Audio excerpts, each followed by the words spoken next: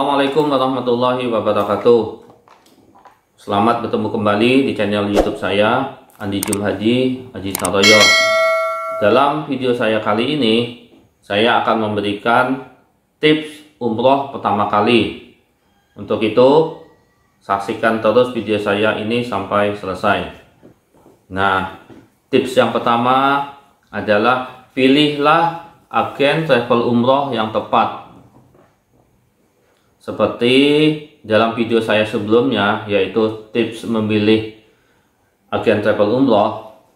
Nah, di sini saya menyarankan kepada teman-teman agar memilih agen travel umroh yang telah berpengalaman dalam mengurus dan memberangkatkan para jamaah-jamaah umrohnya tersebut. Di sini teman-teman bisa bertanya langsung atau mendatangin agen travel umroh yang ada di kota tempat tinggal teman-teman. Jadi teman-teman bisa bertanya langsung, dan tentunya di situ bisa bertanya bagaimana mulai dari proses pendaftarannya, proses administrasinya, bahkan pelayanan dan fasilitas serta pendampingan selama pelaksanaan ibadah umroh tersebut. Selain itu juga teman-teman bisa bertanya kepada para keluarga atau saudara yang telah berangkat menggunakan travel tersebut. Selain itu juga teman-teman bisa mencari informasi di media-media sosial yang ada, karena saat ini ada beberapa travel umroh yang memberikan informasi melalui media-media sosial yang ada. Kemudian beberapa travel umroh juga sering memberikan sosialisasi langsung kepada masyarakat tentang semua pelaksanaan dan pelayanan dalam pelaksanaan ibadah umroh. Jadi teman-teman bisa melihat dan artinya bisa menilai mana travel umroh yang betul-betul berpengalaman dalam melayani dan memberangkatkan para jamaah-jamaah tersebut. Karena hal ini adalah merupakan keberangkatan umroh yang pertama kali bagi teman-teman. Jadi betul-betul harus memberikan kesan yang baik.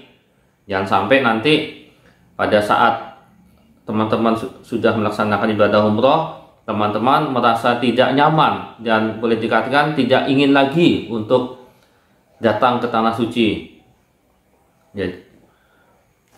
Jadi pilihlah travel umroh yang betul-betul berpengalaman. Kemudian tips yang kedua, yaitu pastikan dan pilih waktu untuk keberangkatan ibadah umroh kita. Di sini waktu ini terkait dengan iklim dan cuaca. Karena iklim dan cuaca yang ada di tanah suci itu sangat berbeda dengan iklim dan cuaca yang ada di tempat kita di Indonesia. Jadi di tanah suci itu kalau pada saat musim panas ya boleh dikatakan panas sekali. Kalau pada saat musim dingin ya dingin sekali. Nah, jadi di sini kita harus memilih waktu kapan kira-kira kita bisa melaksanakan ibadah umroh. Di sini saya sarankan kepada teman-teman untuk memilih waktu keberangkatan, yaitu di awal tahun dan di akhir tahun.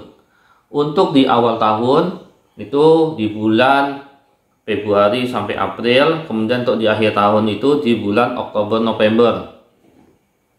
Mengapa kita harus memilih di bulan-bulan tersebut?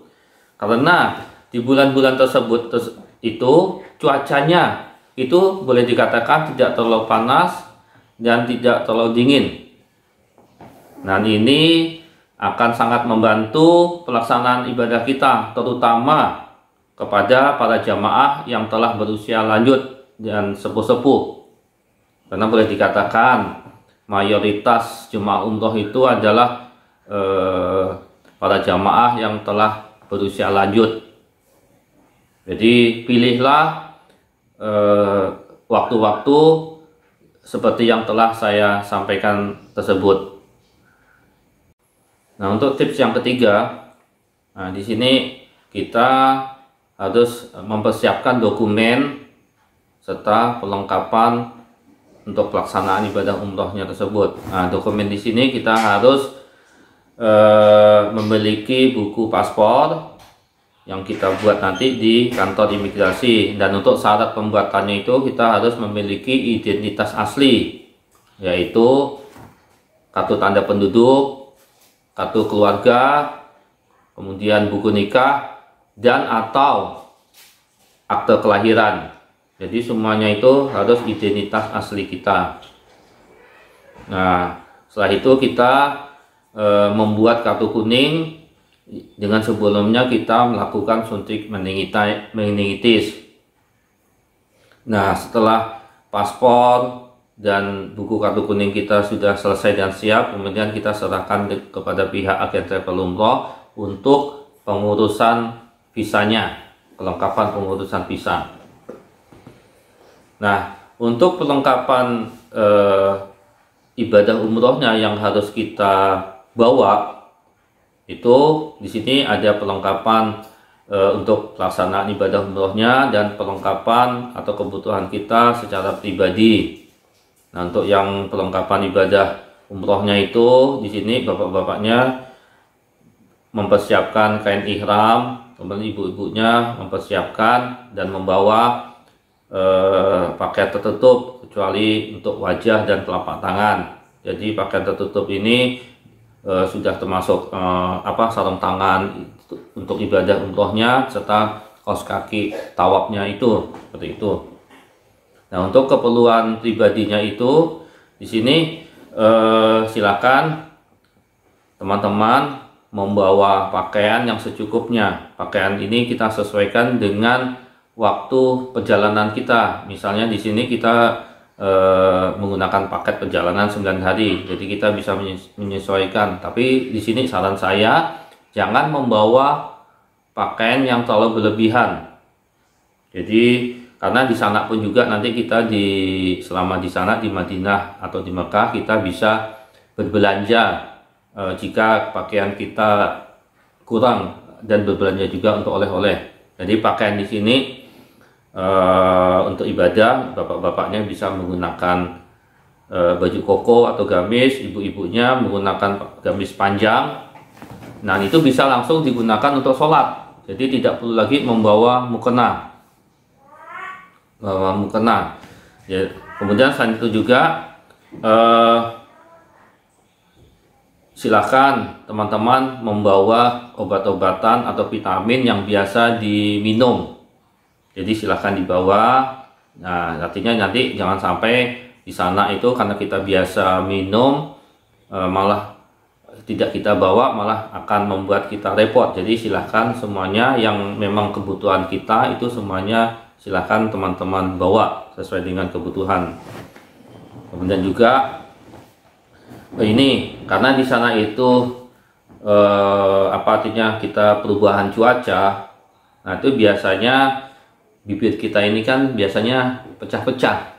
Jadi silakan teman-teman bisa membawa pelembab, jadi bisa kita oleskan gitu tuh kan. Kemudian nanti kita juga kan nanti akan berjalan city tour itu ke area padang pasir lah, seperti itu kan. Jadi di sana kan banyak debu-debu atau pasir-pasir berterbangan. Jadi perlu juga kita membawa dan memakai masker serta kacamata hitam. Nah, sebenarnya ini adalah artinya perlengkapan dan kebutuhan standar lah yang akan kita gunakan. Dan ini semuanya bisa teman-teman tanyakan kepada pihak agen travel umroh. Nah, untuk tips yang keempat di sini adalah teman-teman harus mengetahui tentang seluk-beluk panduan serta tata cara dalam pelaksanaan ibadah umrohnya itu. Nah, hal ini bisa teman-teman ketahui pada saat mencari informasi atau pada saat melakukan pendaftaran. Jadi pada saat melakukan pendaftaran tersebut, nanti dari agen travel umroh akan memberikan penjelasan tentang tata cara pelaksanaan ibadah umrohnya. Kemudian pada saat kita nanti akan keberangkatan umroh 2 atau 3 hari sebelum keberangkatan, itu dari agen travel umroh akan mengadakan bimbingan manasik umroh. Nah, nanti di situ akan dijelaskan semua secara detail pelaksanaan ibadah umrohnya, kemudian di perjalanannya, semuanya nanti akan dijelaskan secara detail. Nah, selain itu juga kita juga bisa mencari informasi tentang tata cara pelaksanaan ibadah umroh melalui media sosial yang ada, misalnya seperti di YouTube. Nah, ada beberapa agen travel umroh yang memberikan penjelasan melalui media sosial. Jadi bisa teman-teman, artinya teman-teman pelajari, bisa teman-teman ketahui melalui media sosial yang ada. Tapi di sini intinya teman-teman jangan khawatir bahwa semua pelaksanaan ibadah umroh dan perjalanan ibadah umrohnya itu semuanya akan didampingin oleh mutawib. Mutawib ini adalah pembimbing ibadah umroh. Jadi semuanya nanti akan didampingi. Jika nanti teman-teman tidak hafal akan doa-doanya juga tidak masalah. Nah, jadi tinggal mengikuti apa yang disampaikan oleh mutawib. Dan untuk pembimbing perjalanannya, pendamping perjalanan nanti akan didampingi oleh tour leader dari pihak agen travel umroh tersebut. Nah, kemudian tips yang kelima yaitu teman-teman harus mempersiapkan secara jasmani maupun rohani. Nah, untuk yang jasmaninya ini terkait dengan fisik kita. Karena ini adalah ibadah fisik, maka betul-betul kita harus mempersiapkan fisik kita betul-betul sehat, betul-betul mantap, dan artinya sip dan tidak ada masalah lah dengan keadaan tubuh kita. Nah, jadi selama nanti pelaksanaan ibadah umroh dan perjalanannya, kita nantikan betul-betul cukup menguras tenaga kita. Kita nanti akan lebih banyak berjalan kaki, kemudian kita akan lebih, artinya sering mondar-mandir ke sini menggunakan kendaraan. Nah, jadi memang betul-betul memerlukan kondisi tubuh kita yang fit lah. Nah, sebelum kita berangkat ke Tanah Suci, ada baiknya kita mempersiapkan diri kita. Misalnya yang biasanya kita tidak biasa jalan kaki, kita usahakan setelah sholat subuh kita melakukan olahraga ringan seperti jalan kaki keliling komplek perumahan kita, atau keliling artinya di jalan di dekat rumah kita. Jadi kita bisa jalan kaki untuk melatih kaki kita dalam berjalan, seperti itu. Kemudian juga kita istilahnya boleh dikatakan kita check up lah untuk kesehatan kita. Kita check up, jadi nanti pada saat kita keberangkatan kondisi tubuh kita memang sehat walafiat, seperti itu. Nah, kemudian untuk rohaninya, nah di sini memang betul-betul kita harus mempersiapkan secara rohani. Jadi sebelum keberangkatan kita ke Tanah Suci, kita harus memperbaiki ibadah-ibadah kita. Misalnya kita harus membiasakan untuk sholat di awal waktu dan sholat di masjid secara berjamaah. Karena nanti selama pelaksanaan ibadah umroh dan di perjalanan juga